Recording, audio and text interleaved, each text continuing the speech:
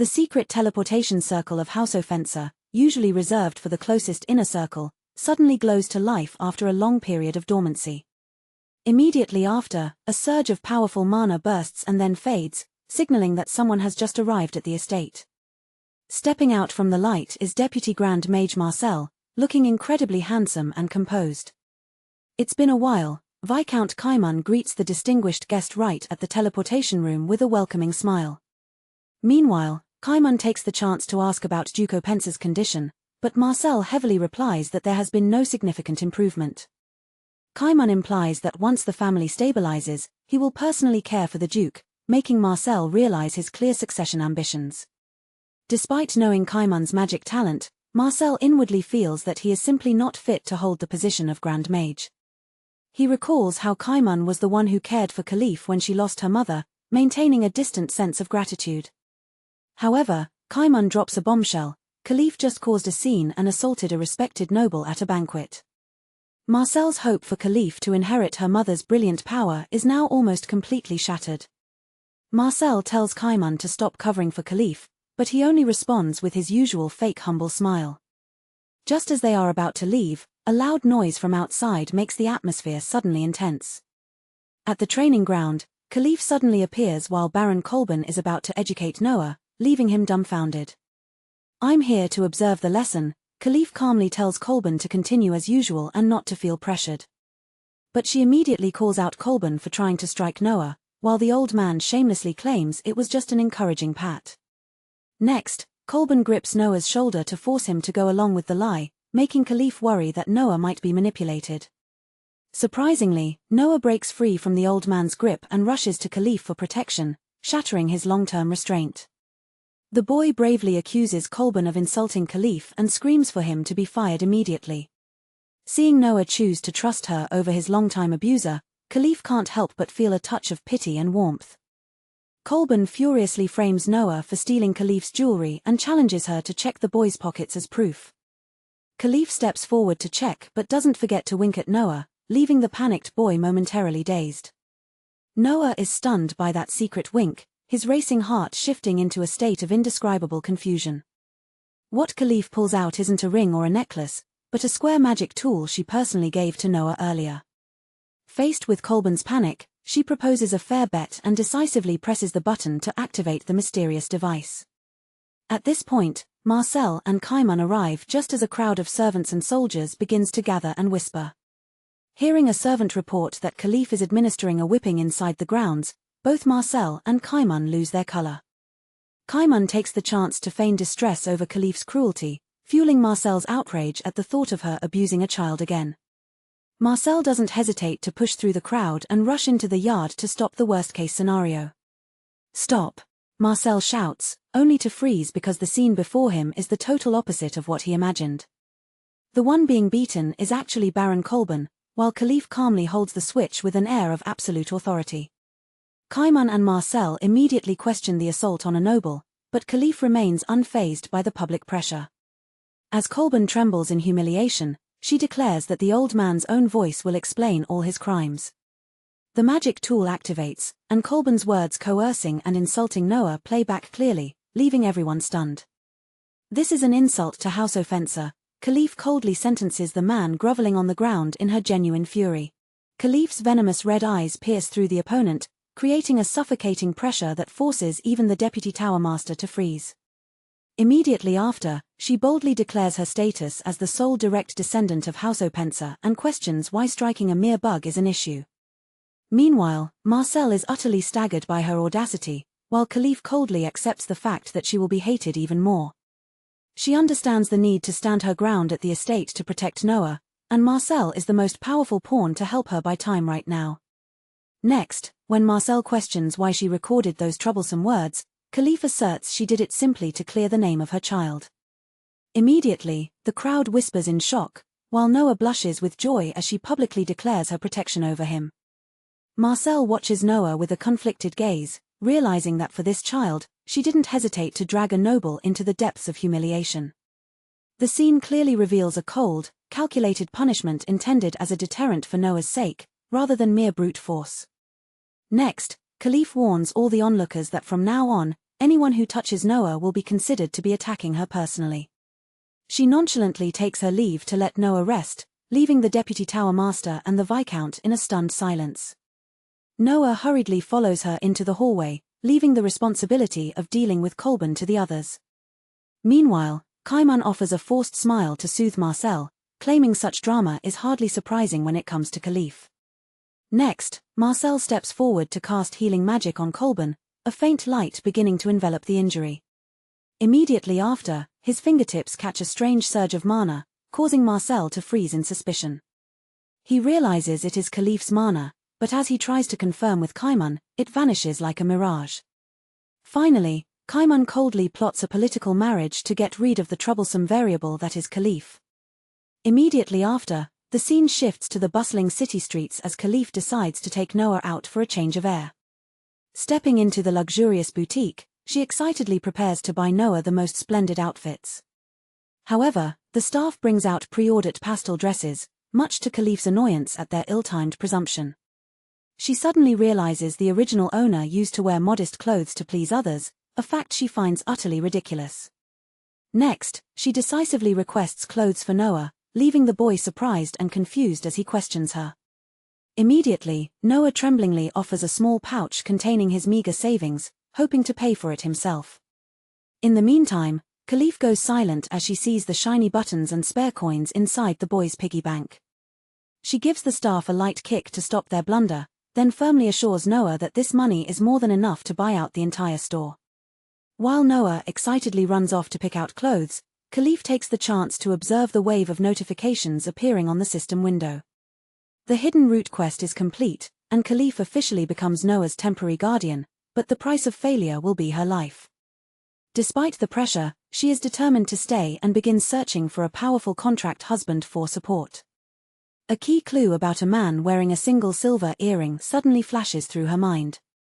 Meanwhile, in the capital, a mysterious man stands silently by the window, looking down at the night scene under the silver moon. Next, he contacts his subordinate via the magic stone, sensing an upcoming commotion within the social circles. Immediately after, he scowls in irritation at the teasing about his troublesome return. Finally, he vows never to go near Duke Opensa's daughter and coldly cuts the connection. In a damp and freezing dungeon, Duke Opensa sits slumped as if her entire life force has been drained away. Her face is gaunt with cracked lips and a weary gaze sunken deep into nothingness. In the thick darkness, a cold, deep voice suddenly calls her name from beyond the iron bars, Duke Opensa. Immediately after, Califfe snaps her head up as if just pulled from a mire of despair. Through the rusted bars, a silver-haired man stands looking down at her with an indifferent and distant gaze. She springs up abruptly, gripping the bars and shouting, You finally come." He maintains a chilling composure, reminding her that he only appeared here because of Noah's request. Califfe lets out a bitter laugh, mocking her identity as the one who took Noah out of the orphanage. Meanwhile, the man remains strangely silent, his lips pressed tight as if suppressing something. Next, Califfe pulls a monster-subduing magic tool from her clothes, her eyes suddenly turning calculating. He stares intently at the object, his usual indifference faltering in an instant. She asserts that he needs this because his eyes are suffering from intense pain due to unstable mana. Immediately after, he cuts her off with a cold attitude and rejects this interference. But she only offers a mischievous smile, certain that she has caught his secret. She exposes the truth about his mana problem, leaving the man utterly stunned. Califfe explains that this magic tool is meant to lock mana, and with a powerful illegal modification, it is exactly what he seeks. She lifts her head with pride even though she knows she will face execution and horrific torture tomorrow. Califfe rasps out a steely demand, "Make me live." In response to the proposal, he only indifferently questions why he should do such a thing. She continues to bargain by promising to make the tool stronger to save him from a painful death caused by mana imbalance. However, he still utters a single, definitive no. Meanwhile, Califfe desperately clings to hope and promises to fix everything in a state of utter panic. He ruthlessly brings up her past of neglecting and hurting Noah like a grim sentence. Immediately after, the cold sound of a sword being drawn rings out, signaling an inevitable end. The blade pierces through the bars and stabs her chest, causing Califfe to jerk as pain seizes her body. He leans in close to her ear and whispers in cold blood that this is the final mercy he has for her. Life begins to fade as she coughs violently, watching the blade be withdrawn without a shred of emotion.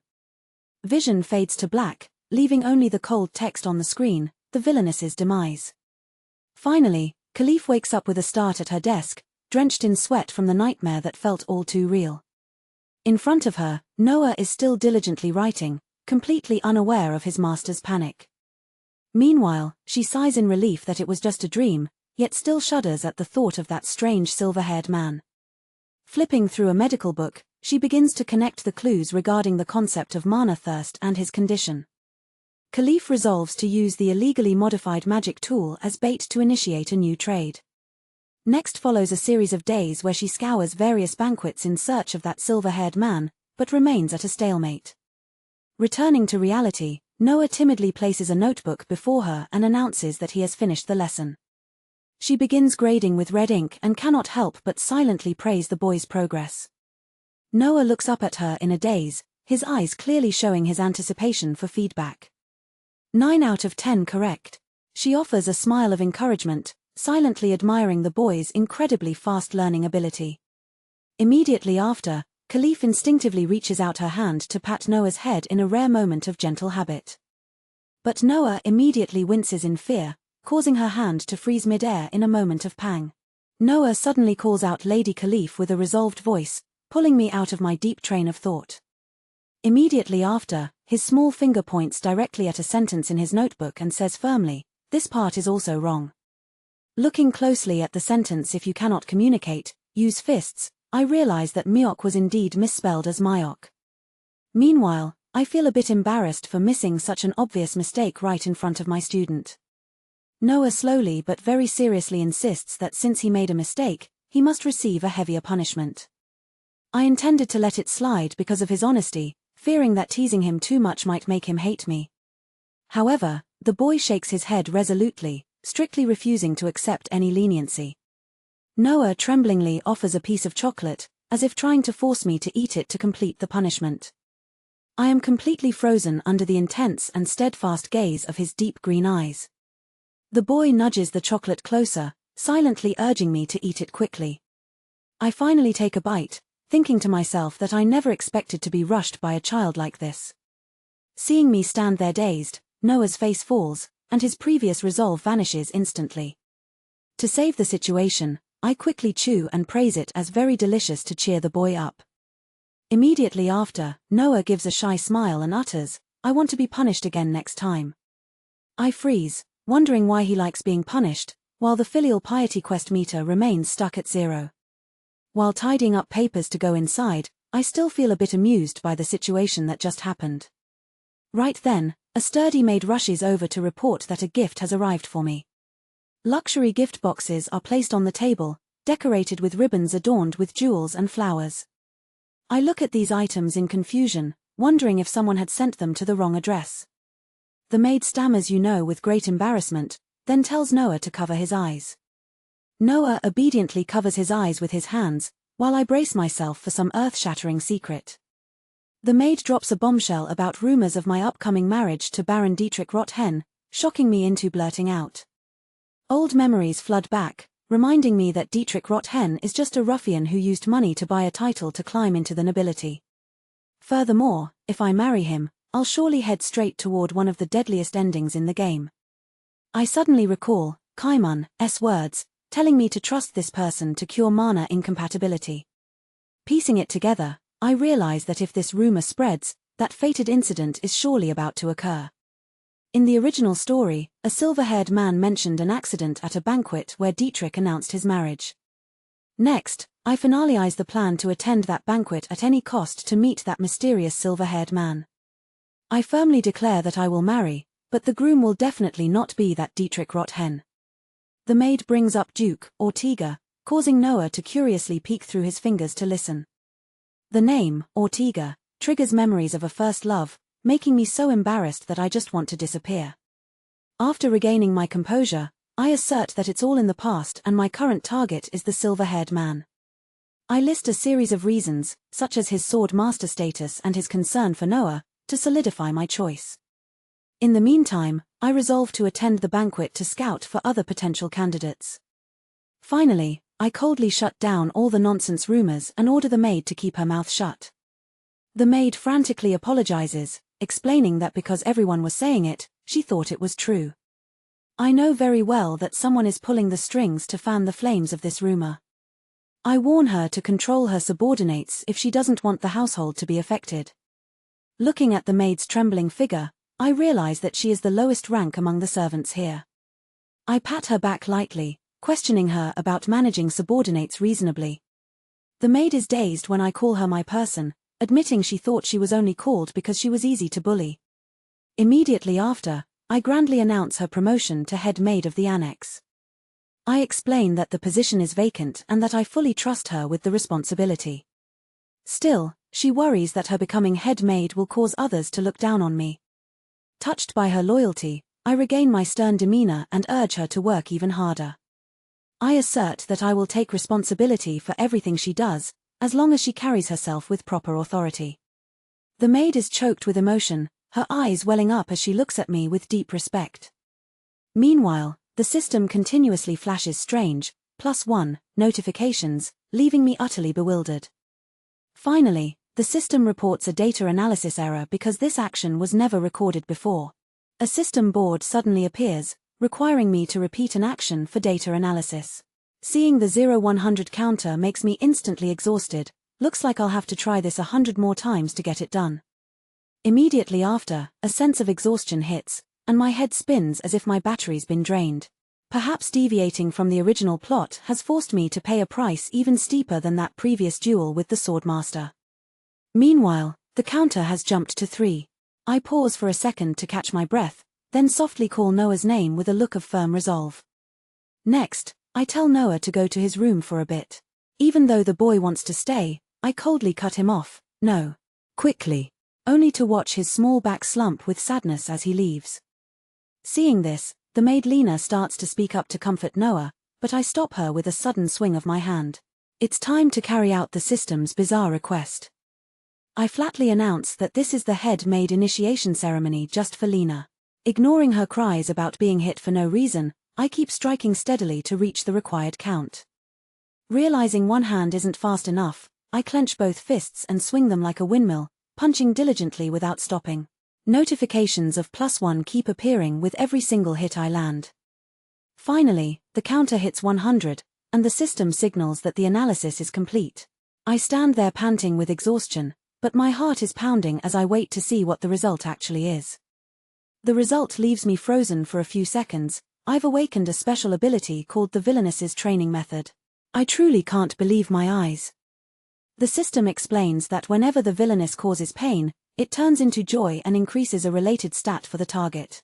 I'm completely dazed. How can someone mana incompatible like me awaken an ability? To confirm, I land another strike on Lena. The words confidence +1 appear clearly, leaving me with no more doubts about this bizarre ability. The system concludes that the stat boost effect is now permanent. So, if I want to upgrade my subordinates properly, I'll need to be ready for some frequent physical exercise. Suddenly, Lena takes my hand with genuine concern and carefully ties a handkerchief around it. Seeing her care, I give a small smile and offer a rare piece of praise, well done. Lena thoughtfully hands me a fan so that hitting won't hurt my hands as much. I give it a light test flick, and sure enough, the stats still go up, not a bad idea for either of us. I promote her to super maid on the spot for this excellent idea.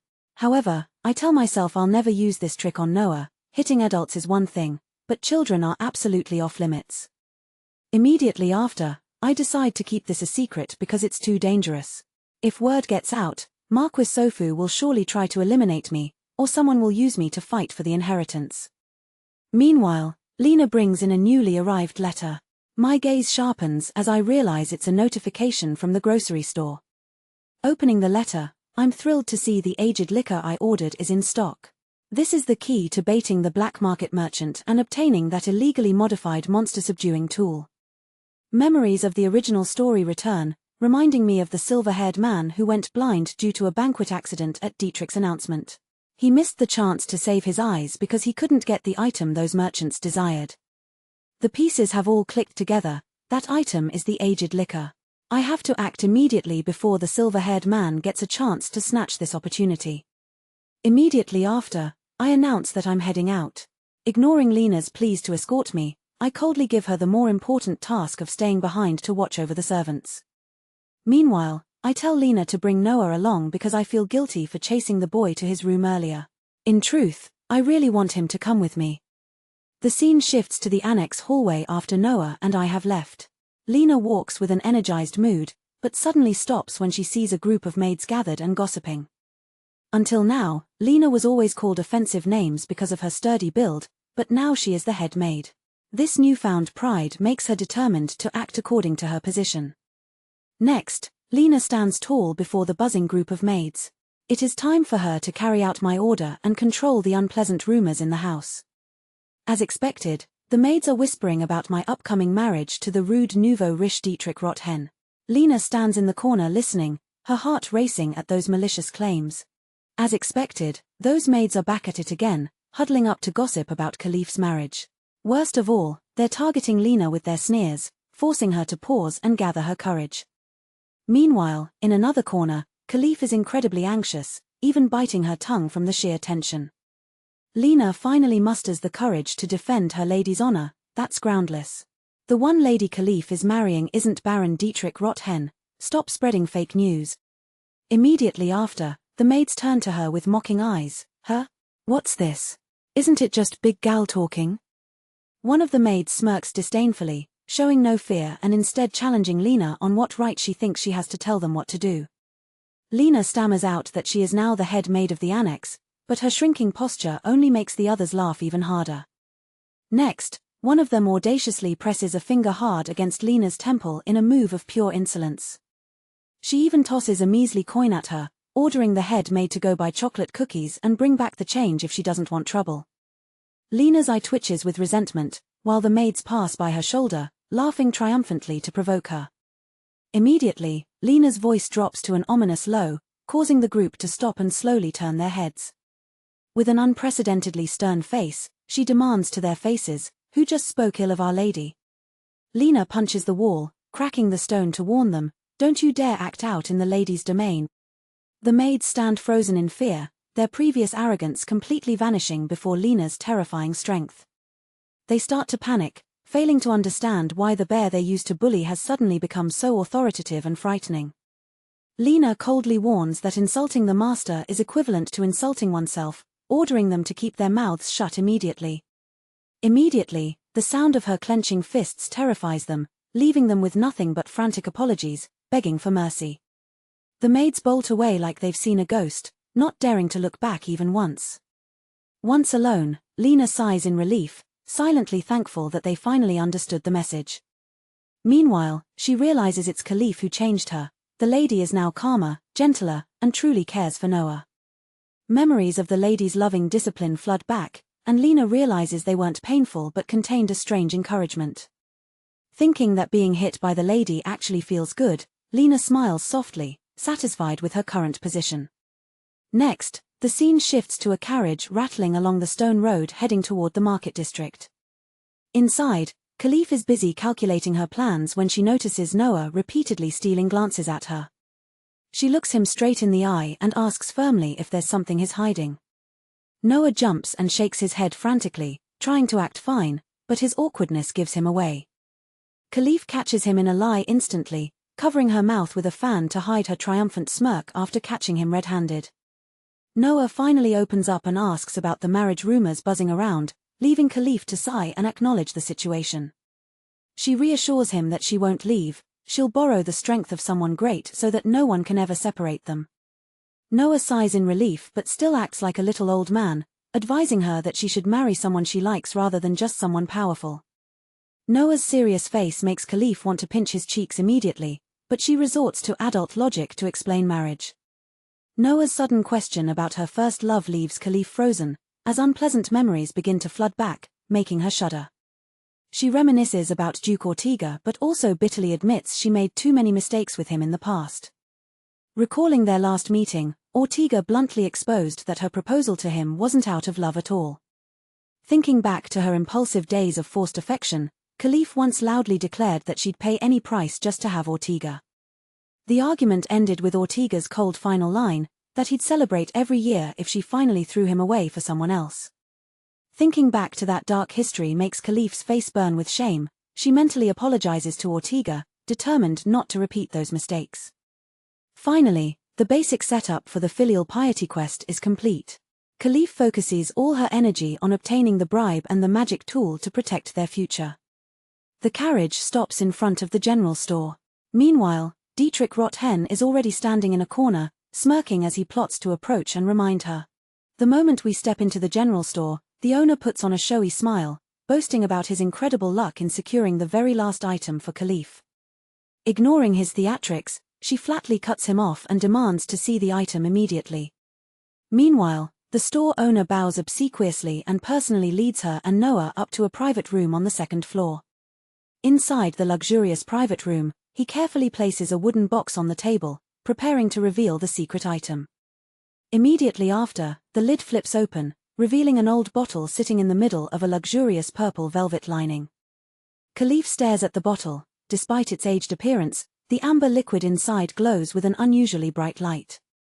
Meanwhile, the store owner goes on and on about the legendary legend 25 years, an item connoisseurs supposedly love more than their own wives.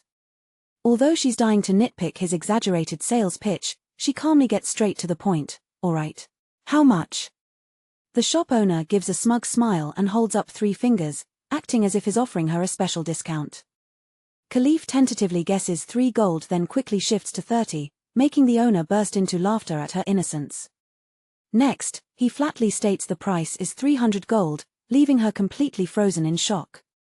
Suspecting a scam, she immediately questions him, but the owner insists it's a rare find and mentions another buyer eager to snatch it up.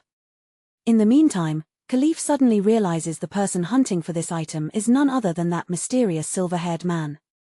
Immediately after, the system quest activates, requiring her to purchase the bottle without Viscount Cayman finding out. While her brain is racing with calculations, a rude voice suddenly mocks her from behind for lowering her status by coming here. It turns out to be the thuggish Dietrich Rothen, but instead of getting angry, she turns and greets him brightly, catching him off guard. Meanwhile, she tells herself not to change her attitude too abruptly and pretends she just mistook him for someone else to save face. Dietrich swaggeringly closes in, curiously asking what she's buying, or if it's some kind of poison she's trying to keep to herself. Next, Noah bravely steps between them to protect Califfe, only to be met with rough bullying from the red-haired man. Unable to stand it, she decisively swats his hand away from Noah's head with her fan and shouts at him to stop.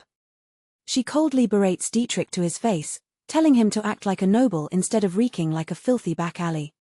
Immediately after, Dietrich's expression darkens as he leans in close, threatening to report her actions to Viscount Cayman for blackmail. Old memories flood back of every good deed she did being twisted into malicious rumors by him, leaving her silent in resentment. But she won't endure it this time. She's already plotting to use Dietrich's own weakness to sever his ties with the Viscount. Next, she gently pushes Noah out and tells him to wait on the first floor so she can settle this trouble herself. Meanwhile, Dietrich continues to mock her, prying into whether she plans to abandon that stubborn brat after they get married. She nonchalantly drops a disdainful line, "A stray dog is speaking," then strikes his nose with her fan before he can react. Following up with a series of fan strikes, she arrogantly declares that those without pure blood who reek of filth can only be called stray dogs. She snaps her fan open with authority, coldly ordering Dietrich to know his place and call her big sister from now on. Moving down to the first floor, Noah keeps looking back toward the stairs, restless with worry for her. Meanwhile, the boy silently confirms that the red-haired man is definitely a villain and he absolutely cannot let Lady Califfe marry such a person. He looks at himself and sighs in disappointment, only wishing he were taller so he could protect her better. Next, Noah sneakily pulls a black stone full of ill omens from his pocket, which he stole from the Viscount's room. He silently resolves to tell her everything, though he's still terrified of being scolded for his theft. Immediately after, the stone slips from his hand and a massive hunting dog suddenly lunges, trying to swallow it. Noah shouts recklessly and throws a punch at the beast to reclaim his lady's property. "Are you a stray dog too?" The hunting dog growls in rage, turning Noah pale with terror while the surrounding guests only dare to stand at a distance and whisper. The beast suddenly lunges and knocks Noah to the floor. He squeezes his eyes shut, thinking he's about to be torn apart by those sharp teeth. However, the dog suddenly stops and lets out a whimper of fear, as if encountering a truly terrifying enemy. Opening his eyes, Noah sees a tall man dressed in black lifting the dog by the scruff with one hand, exuding authority. Immediately after, the dog's owner rushes over and repeatedly bows in apology for the incident. Meanwhile, the mysterious man silently extends his hand toward Noah to help the boy up. With one smooth motion, Noah is pulled up and stands dazed, looking at this cool savior. Finally, in Noah's eyes, this man appears just like a knight from a fairy tale, only shrouded in mysterious black clothing to avoid attention. Noah looks up at his savior, whose presence is absolutely elite. The boy thinks to himself, could this be the strong, handsome man Lady Califfe is looking for? Immediately after, the whispers of the shop's customers reach his ears, piecing together a shocking name. It turns out this man of steel is the legendary Duke Ortega, who has just arrived in the capital. That name triggers a memory of what a maid once told him. Lady Califfe had a deep first love, and that person was none other than Duke Ortega. Having confirmed the identity of the first love, Noah's heart pounds wildly as if something is knocking on his chest. He knows he has to do something immediately. Meanwhile, an attendant rushes over to report that the item the Duke is looking for is currently being viewed by another guest on the second floor. Seeing Duke Ortega about to place an order and leave immediately, Noah starts to panic, fearing he'll miss this once-in-a-lifetime opportunity. Immediately after, the boy instinctively lunges forward and grabs the Duke's black hem, stammering, no. The Duke freezes, looking down at the child clinging to him with an utterly puzzled expression. In Noah's mind, there is only one thought: he must hold him back, or Lady Califfe will end up marrying that detestable red-haired Dietrich. Just as he overhears customers joking that the two of them look alike, Noah suddenly comes up with a reckless plan. The boy clings to the Duke's leg like a cicada to a tree and shouts, "Father!" The entire general store instantly falls into a state of total shock. The space goes dead silent as if all sound has been sucked out, everyone staring frozen at this unthinkable drama. Immediately after, despite the Duke's flustered denials, Noah continues to wail, "Don't leave me. Mother is waiting too, please don't go." Being dragged into such a shocking drama for the first time, the Duke's slate-blue eyes waver intensely from sheer confusion. Even though everyone pretends not to look, Noah knows every ear in the shop is pricked up to catch the gossip. Finally, the Duke lets out a resigned sigh and decides to take the boy to a private room to settle this matter. Meanwhile, in the break room, Noah sits crunching on a cookie. It seems this is the Duke's way of shutting up the boy's troublemaking mouth. The Duke observes Noah with a thoughtful gaze, while the boy warily turns away to hide his cookie, fearing it might be taken. When asked about his biological parents, Noah simply replies coldly that they don't exist and he has no idea who they are. The silver-haired man stares at the back of Noah's hand but finds absolutely no scar as he had expected. He sighs softly, silently dismissing his suspicion since this child lacks the sword-wound mark of the person he's seeking. Next, the Duke gets straight to the point of why Noah called him father. The boy looks him in the face and asks for one thing: "Please marry my guardian." This shock causes the Duke to malfunction so badly his arm slips off the table. As Noah tries to continue, the Duke stuffs another cookie into his mouth to lock his lips. Noah persistently explains that since he is their first love and so handsome, Duke Ortega can only helplessly wonder about his own feelings. He gently refuses because he also wants to marry for love. Noah pauses as he realizes the flaw in his logic. Immediately after, the boy wittily suggests, "Then can you try loving them from now on?" Seeing this adorable persistence, the Duke clicks his tongue and agrees just to end the matter. Noah also takes the chance to ask how to make up after a mistake, and receives sincere advice: apologize and give a hug. The conversation is interrupted by a sky-rending scream from the second floor. Noah leaps up immediately, reporting that there's a bad guy up there.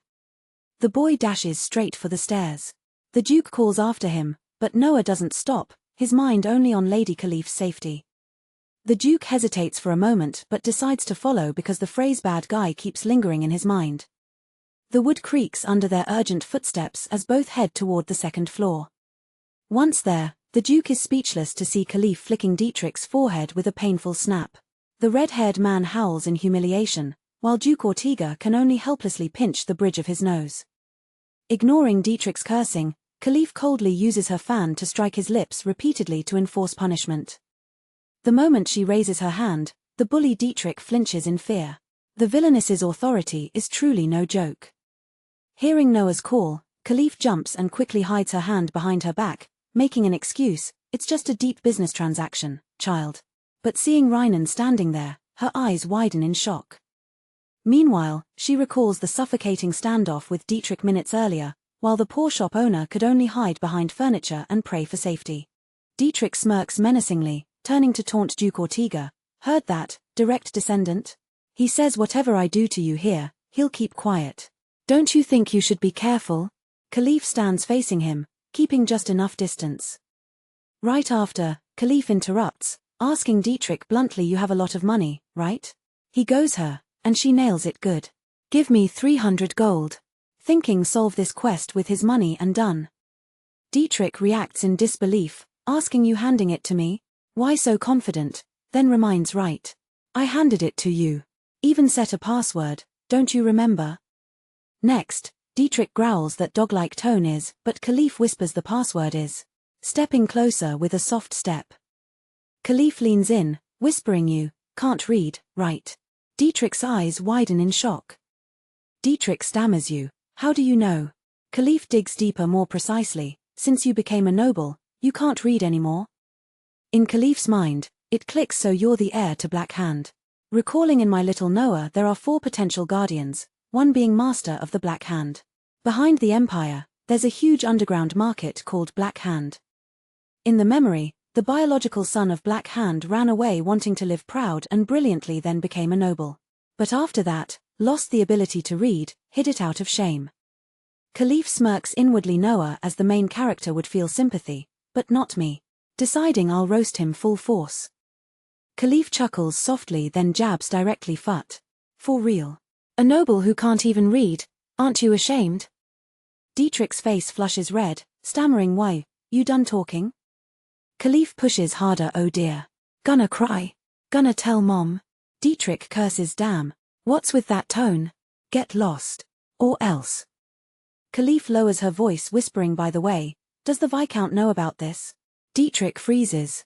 She adds, "Just one right word from me, you'll never set foot in noble society again. Right?" with a hush close to the ear. Dietrich panics, grabbing Califfe's shoulders, yelling, "Damn, what the hell are you? How do you know?" with a tight grab. Califfe coldly, "You don't get the situation." Califfe glances down at his hands as a signal. Dietrich grits his teeth, then releases reluctantly with a release sound. Dietrich gruffly, "Damn. What do you want?" Califfe reminds, "I said, give me some money." He 300 gold. That's it. She ups 500. He yells, "You crazy. Why increase?" She interest. 700. He, "Why add that?" She counts 9. Dietrich fully breaks, yelling, "You lunatic. I'll give it to you."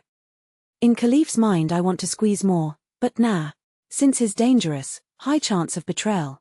Deciding gotta bend him to my side first. Califfe adds one more condition. Raises hand in flick pose, aiming at Dietrich, "Take 10 forehead flicks from me. Thinking taste the growth buff." Dietrich scoffs her. "You think your twig-like hand can even itch me? Califfe, try and see." Califfe flicks repeatedly with snap snap snap and a sharp crack, shouting sister's word. "Listen well, even when sleeping, there'll be bread." Dietrich yells, "Ah, damn, it hurts like hell." Noah and Duke Ortega stand by, bewildered, watching Califfe flick Dietrich. Dietrich rubs his forehead annoyed, while Califfe thinks goal achieved. System window pings ting with pressure -1, repeating. Califfe thinks negative values work too. Then notification, quest complete. You have purchased legend 25 years without Viscount Cayman knowing. Writers confirmed, Califfe gets hit by backlash, staggering with a sway of lost strength, hand to forehead. Noah rushes to support. Noah asks urgently, "Lord Califfe, you okay?" Califfe forces her. "Yeah. I'm fine, back off. Thinking one slip and you'd crush me."